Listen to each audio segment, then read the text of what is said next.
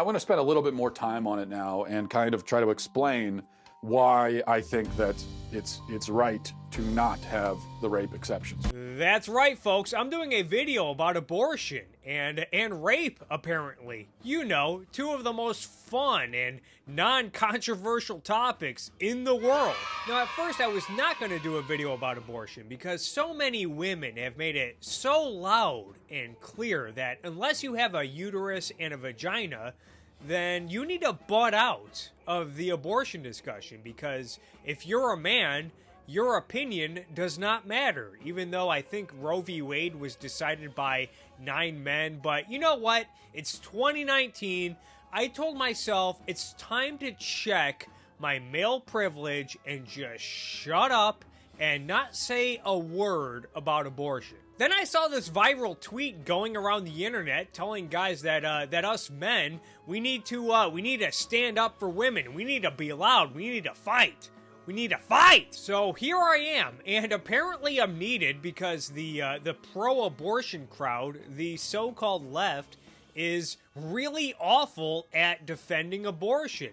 The so-called left is as awful at defending abortion rights as the so-called right is at defending capitalism, because they both try to do it on altruistic, collectivistic grounds. And when you try to defend individual rights on collectivist premises, you're gonna lose. I keep seeing people making this dumb talking point. Well, you say you're pro-life and that you care about kids, yet you're against universal health care and you're against government programs that would help out poor kids. Yeah, well, that doesn't sound pro-life to me. First off, stop using terms that they call themselves. Leonard Peikoff wrote a whole essay about this, which will be linked down below, that everyone needs to read. Secondly, this contradicts the whole "it's my body, it's my choice" message. So let me get this straight. We all have a right to control our own bodies. It's my body, it's my choice. That's all fine and good, but we don't have a right to control our own money. We don't have a right to control the money that we earn by using our mind and body? Nope, because the left says, well, that's not your money. All money is society's money, and we gotta take that money from you because socialism, because everyone exists to serve society and take care of other people. And I say, fuck that. Keep your hands off of my body and off of my bank account, which is full of money that was earned through using mind and body. And of course, the whole "it's my body, it's my choice" crowd is absolutely crickets when it comes to prostitution, which I think is only legal in maybe Las Vegas, Nevada. I don't know. And then you have these feminist goofballs saying that all these abortion laws, they're all just attempts to control women and keep women in poverty, and that it's all conspiracy by the patriarchy. Woo! As if men don't also benefit from legalized abortion. Do these feminist goofballs think there's never been a man that's gladly paid for an abortion who was not ready to start a family and raise a kid? But I think the anti-abortionists are primarily motivated by religion.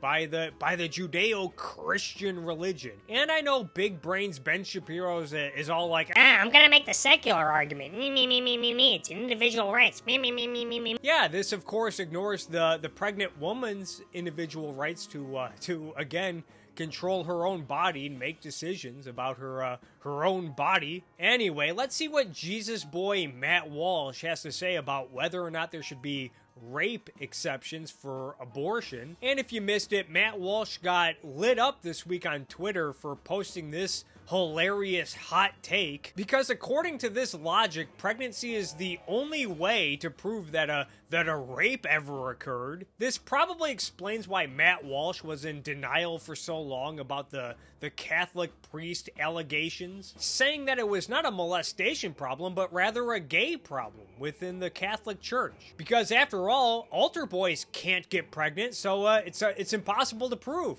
There's no evidence to prove that these molestations occurred. I think mainly there are 2 points to be made here, okay? One, as Michael Knowles alluded to, Abortion due to rape is very, very rare. The vast majority of abortions have nothing to do with rape. Now think about how dumb and dishonest this argument is right off the bat. Well, only a small percentage of abortions are from rape victims, therefore abortion does not need to be legal. Would conservatives ever accept this argument if it were made about gun statistics? Say only a tiny portion of gun-related deaths or gun-related incidents were in self-defense. And I know this is not the case, I already looked up the numbers, but say, just for the sake of argument, say that only a tiny percentage of gun-related incidents and gun-related deaths were from self-defense. In other words, the gun was being used to kill a bad guy that was threatening the person who had the gun. Well, if the gun grabbers came along and argued, hey, well, most gun-related deaths are just murders and mass shootings. Only a tiny percentage of guns are used in self-defense. So therefore, guns don't need to be legal because it's highly unlikely that you'll ever have to use it in self-defense. No conservative or any person in their right fucking mind would accept this argument because individual rights are not predicated upon proving or disproving statistical anomalies. The Guttmacher Institute surveyed pro-abortion women, and they found that the top 6 reasons for getting an abortion, accounting for 85% of all cases, were, and I'll read them to you: not ready for a child, can't afford a baby, have completed my childbearing, don't want to be a single mother, don't feel mature enough, and would interfere with education or career plans. Okay, those are the top 6 reasons for getting an abortion, 85% of all cases.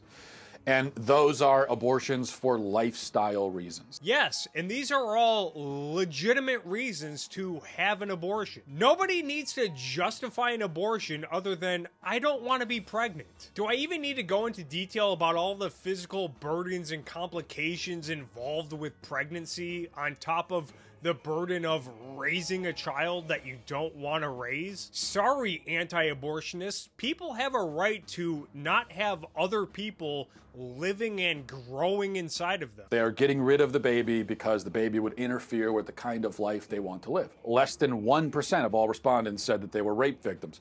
Considering how often rape comes up in the abortion discussion, you would think that something like half of all women who walk into a Planned Parenthood on a given day are rape victims, but that is clearly not the case. Instead of half, it's more like half of 1%. Yeah, so let's just throw out the fetus with the bathwater. So why do we focus disproportionately on these rare and difficult cases? Because pro-abortion people would much rather talk about a 15-year-old girl who gets an abortion because she was raped by her father than a grown woman who gets an abortion because she doesn't want the baby to interfere with her career. They would much rather talk about the former than the latter, because the latter makes abortion seem cruel and self-centered. Yeah, and I think Matt Walsh has a point here. The pro-legalized abortion crowd does not want to make the selfish case for abortion because many of them already think that selfishness is evil. Look at this shit. You have Bernie and Bolshevik Barbie claiming to be champions of abortion. On what grounds? Certainly not selfishness, with all of the bitching and moaning they do about how selfish and greedy all of these corporations in the top 1% are. Even Planned Parenthood is constantly begging the government and begging the public for subsidies, while many of the legalized abortion advocates say that abortion should not only be legal, abortion should be paid for by the taxpayers, because we as a society owe it to women to pay for their health care. So now Jesus Boy and the rest of the conservatives are coming along and saying, hey, we agree with you, selfishness is bad. How dare you get an abortion for selfish reasons? And because of this, many of the pro-legalized abortion advocates have to now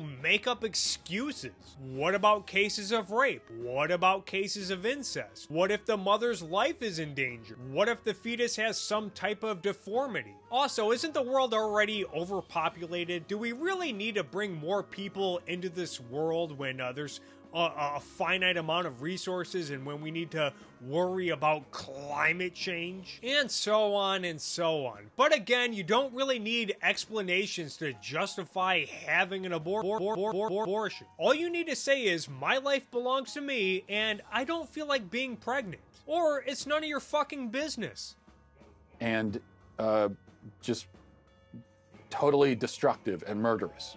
And that's what abortion is. You hear that, folks? Having control over your own life and your own body is murderous and destructive. And these conservatives say that they're for freedom and individual rights. And abortion for that reason is many times more common than an abortion for rape.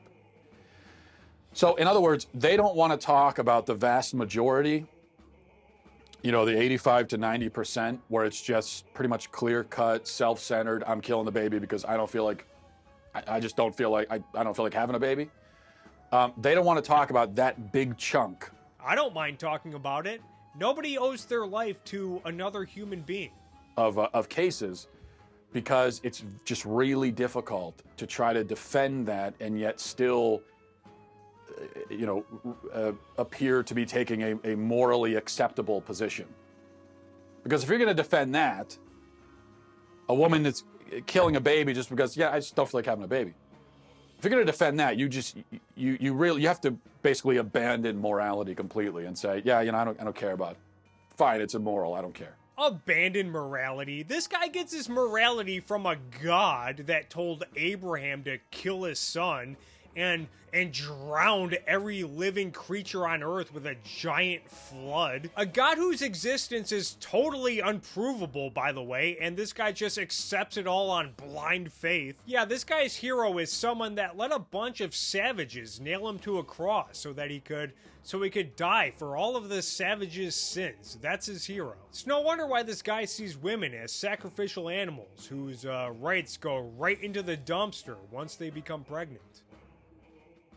There's really just no way to try to dress that up in moral language. It's just not possible to do. Well, selfishness is moral. You see, unlike Mr. Walsh over here, I recognize the fact that when I die, I don't go to another dimension and play grab-ass with all of my dead friends and my dead relatives. Once I die, that's it. My existence and my consciousness are finished. And therefore, I'm going to try to live the best, happiest life on Earth as I possibly can. So that's why they want to focus on the rare and difficult cases. So that's the first thing. Second thing, now that we've established that pro-abortion people focus on hard cases in order to distract from their real position, and that abortion restrictions will actually protect rape victims and help assist in bringing rapists to justice. So again, Matt Walsh believes that pregnancy due to rape is just wonderful because the pregnancy is proof that the rape occurred. And this knucklehead has the audacity to lecture other people on morality. Once we qualified the discussion with those two crucial points, I think that we can then move on to addressing the question at hand, which is, should there be exceptions to allow raped women to get abortions? The answer is no. Now, what Matt Walsh just said here may come as a surprise to many people, but Matt Walsh is just being consistent with his principles. If you're an anti-abortionist because you think abortion is murder, well then abortion should be illegal across the board with no exceptions, and the pregnant woman should face legal consequences. And I know that Big Brains Ben Shapiro and many of the other anti-abortionists are unwilling to punish and impose legal consequences on the pregnant woman in this case, but why not? Why just punish the abortion doctor? It's not like abortion doctors are just sneaking around in the middle of the night looking for pregnant women to operate on against their will. If abortion is murder, then how is a pregnant woman hiring an abortion doctor any different than anyone hiring an assassin to go kill someone? But thankfully for me, this is not my contradiction to square. The pro-life case is simple, okay? We believe that abortion should be outlawed because unborn humans are people and all people are endowed with inherent rights and dignities. Unborn humans are people? Well, by that logic, Mr. Walsh is simply an undead corpse, and he's no longer living.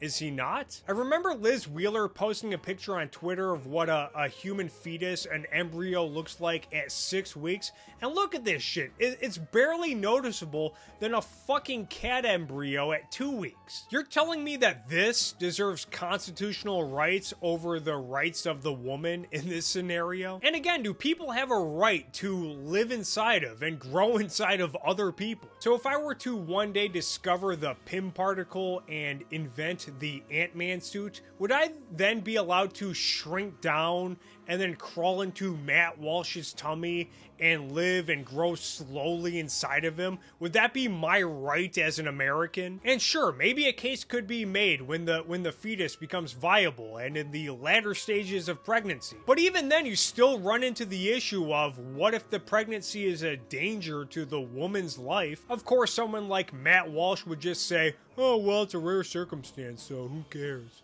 There is no other reason to be pro-life. And if we're wrong on either point, if we're wrong about, unborn humans, if we're wrong that unborn humans are people, or if we're wrong that all people are endowed with human rights, if we're wrong about either of those points, then there's no reason to be pro-life at all.